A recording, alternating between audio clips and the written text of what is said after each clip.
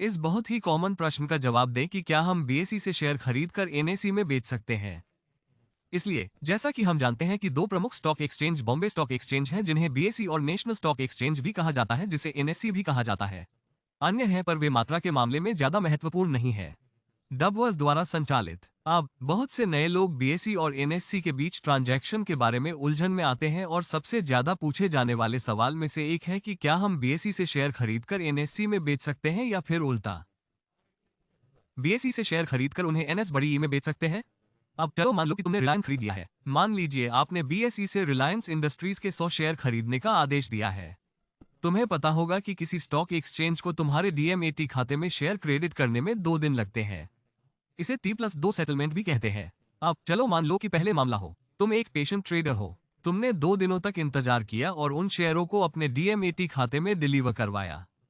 तो बीएसई ने रिलायंस के 100 शेयर क्रेडिट किए हैं।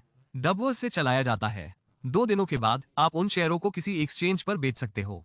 आपको पूरी आजादी है, कोई दिक्कत नहीं है। तुम उन शेयरों को बीएसई या एनएससी पर बेच सकते हो।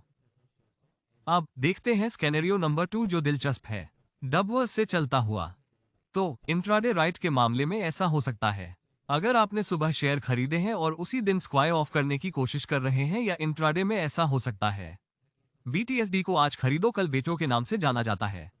इसलिए मुख्य रूप से आपको शेयरों की डिलीवरी लेने के लिए पर्याप्त समय नहीं मिलता है, और हमें समझना होगा कि जब आप शेयरों की डिलीवरी नहीं लेते हैं और आप उन शेयरों को किसी अन्य एक्सचेंज पर बेचने का प्रयास करते हैं तो क्या होता है।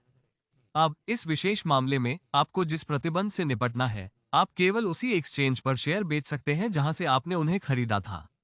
इसलिए यदि आपने उन शेयरों को खरीदा है बीएसई, जैसा कि हमने इस मामले में किया था, हम उन शेयरों को केवल बीएसई पर ही बेच सकते हैं।